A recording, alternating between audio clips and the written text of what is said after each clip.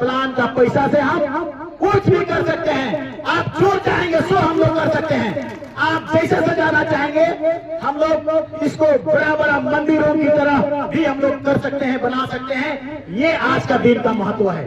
और ये सम्मेलन करने का माननीय मुख्यमंत्री जी का चिंता, हम लोग का सभी का चिंता कि आने वाला कल में कहां पर है बताइए। हम आदिवासियों का ऐसा धार्मिक जगह, इसके अलावा बताइए अगर हम लोग मुड़मा जतरा स्थल को कहेंगे तो वो जतरा है, वहाँ पूजा पाठ, नृत्य, संगीत वो सब है, उसका अलग है मायने।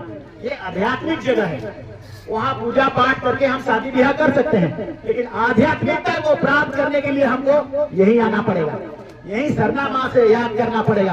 क्यों करना पड़ेगा? क्योंकि इसका इतिहास हमारे पास क्या है? गीत है। गीत में सीधा सीधा नाले भैया बहन राजा, भैया व्हाट इज दिस? क्या है ये? क्या को याद कर रहे हैं हम? ये गीत मेरा लिखा हुआ नहीं है। ये गीत हमारे पुरखों ने जिस दिन धर्म पैदा हुआ है उसी दिन लिखा है। उसने वो दर्शन को पैदा किया है। तो इस सृष्टि को पैदा, एक मान के चले, पैदा सृष्टि का पैदा आदिवासियों के बीच में इस जगह से, इस जगह के नाम से, इस जगह से प्रारंभ हुआ और आगे बढ़ा। जैसे बाइबल में हम लोग देखते हैं आदम और हवा, दो व्यक्तियों के से सृष्टि बढ़ा, फैल गया, दुनिया फैल गया।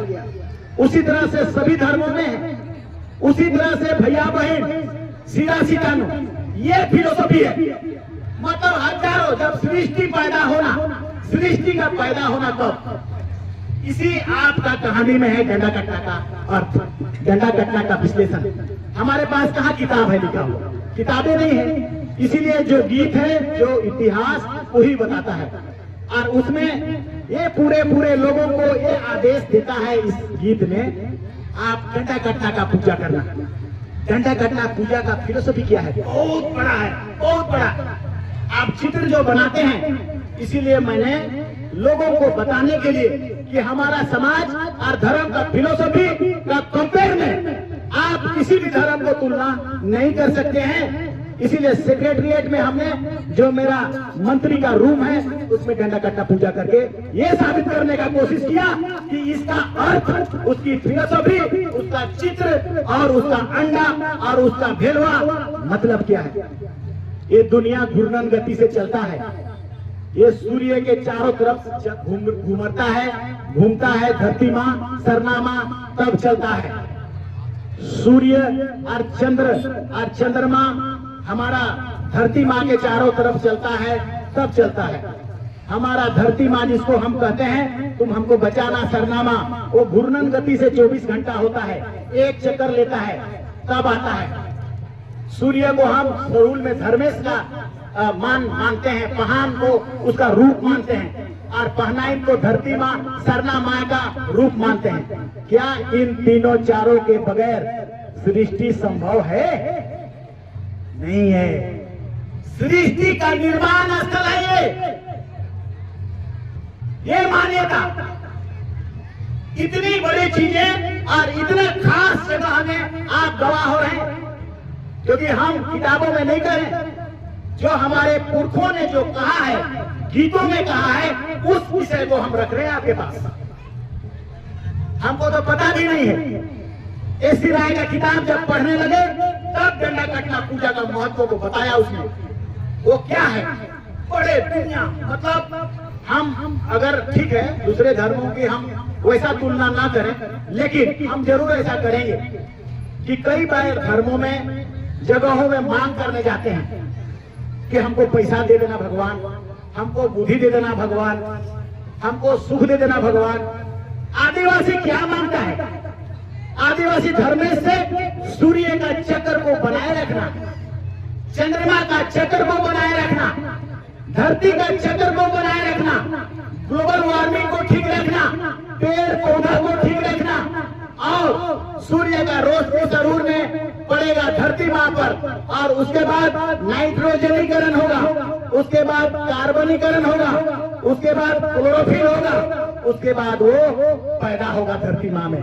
बच्चों को पैदा करेंगे, धान धूप और उसके बाद हरियाली, पेड़ पौधा, ईसान फिलोसॉफी ने भैया दुनिया में कोई धर्म में रखे, खाली खोजा नहीं। हमारे जगह लुकल है से नहीं, हम नहीं जानते हैं। खोज लो इसको, खोज लो, तब पाओगे इसकी महत्व को। इसीलिए TRI मेरे पास है।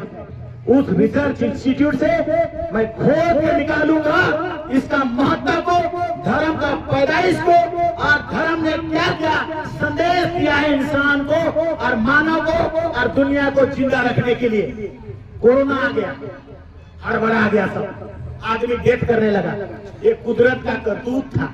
वो बता रहा था सरना धर्म को मानो, प्रकृति को मानो, पृथ्वी और सूर्य को मानो, गर्म मत करो। हम धर्म हैं, हम तुमको बचाते हैं, हम चलाते हैं। अगर धरती माँ एक गेंद की तरह लटका हुआ है, वो थोड़ा सा इधर उधर हो जाएगा तो ये सारा सृष्टि नष्ट हो जाएगा।